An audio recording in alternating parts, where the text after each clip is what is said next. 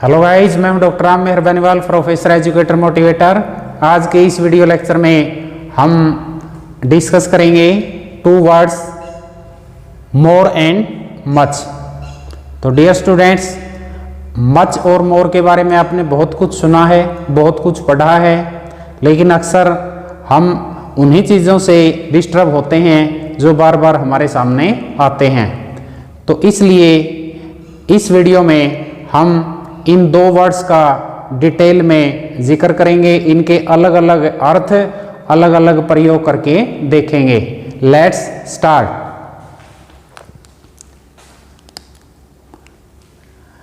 तो सबसे पहले हम मोर को प्रयोग करेंगे। तो सबसे पहले हम इसको प्रोनाउन के रूप में यूज करते हैं। प्रोनाउन यानी सर्वनाम। सर्वनाम तो जैसे एग्जाम्पल के द्वारा हम समझेंगे, मोर ऑफ अस, हम में से ज्यादातर लोग,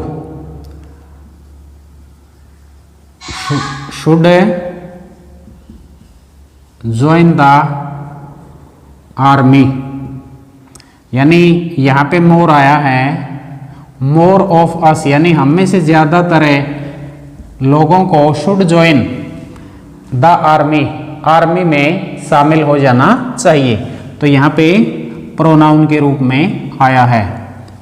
नेक्स्ट यूज है एडजेक्टिव के रूप में, यानी मोर विशेषण का भी कार्य करता है।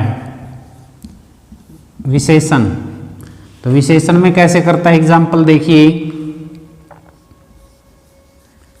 There were more people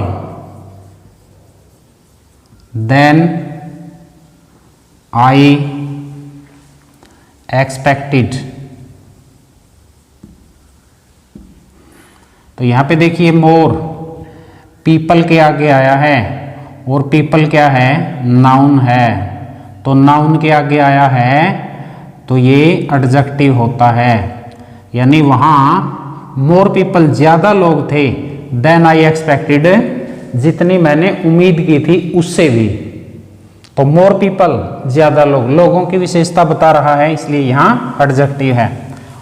और देख लीजिए example, the beggar asked for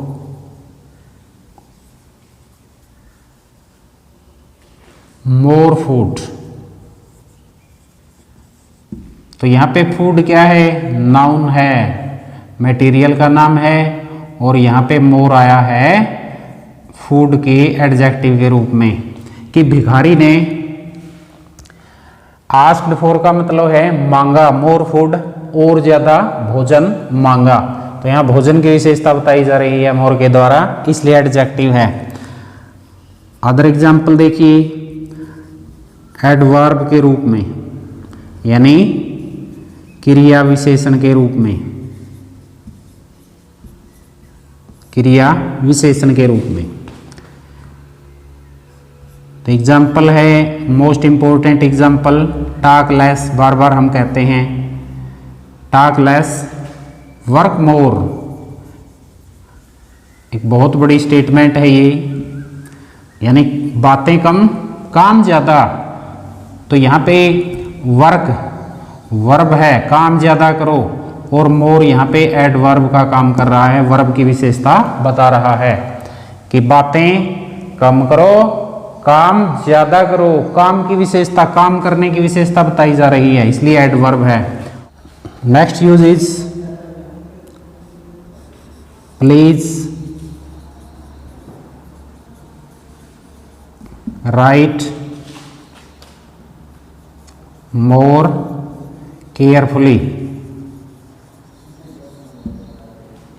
तो यहां पे देखिए, राइट क्या है, वर्ब है, और मोर यहां पे आया है एडवर्ब बन के। यानी कृपया ज्यादा सावधानी से लिखिए।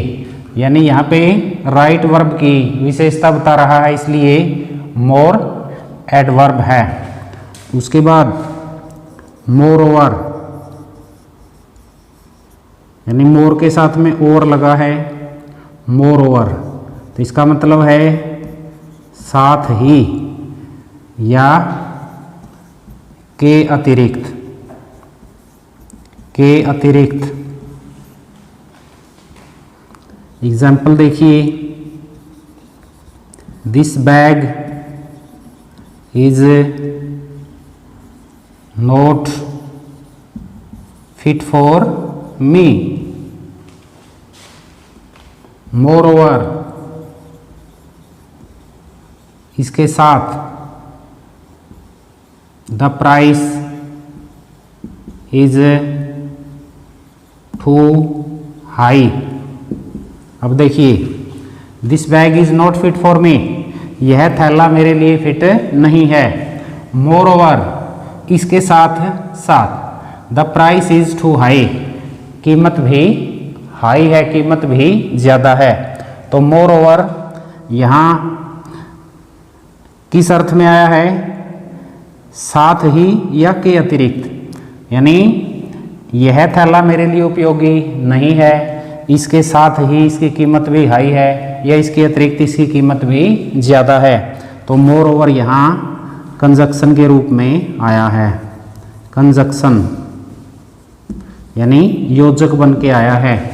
This bag is not fit for me, यानी एक सेंटेंसेस ये है, the price is too high, एक सेंटेंस ये है, एक sentence this bag is not fit for me ये है। तो इन दोनों सेंटेंस को जोड़ने का काम करता है। तो डियर स्टूडेंट्स, इस प्रकार से जो मोर का कॉन्सेप्ट है आपका वो क्लियर हो जाता है। इसको हमने अलग अलग सेंटेंसेस में 4 प्रकार से प्रयोग किया है।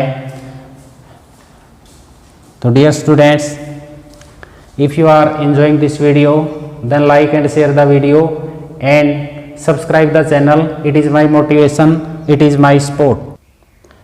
तो नेक्स्ट वर्ड मच। तो मच को हम अलग अलग अर्थों में कैसे प्रयोग कर सकते हैं? सबसे पहले सर्वनाम के रूप में। तो देखिए, मच ऑफ दिस स्टोरी, यानी इस कहानी का ज़्यादातर भाग इज फॉल्स, नकली है। तो यहाँ पे ये सर्वनाम का कार्य कर रहा है कि इस कहानी का मच पार्ट है जो वो फॉल्स है। उसके बाद एडजेक्टिव का काम भी करता है ये, यानी विशेषण। वो कैसे करता है? जैसे मैं कहूँ I have much time to study, तो यहाँ टाइम क्या है? नाउन है, और नाउन के आगे आया है, नाउन की विशेषता बताता है, ये एडजेक्टिव है। यानी आई हैव मच टाइम, मेरे पास काफ़ी समय है। तो समय, काफ़ी, समय की विशेषता है, काफ़ी समय है। टू स्टडी, पढ़ने के लिए। और देखिए, देयर इज मच सेंस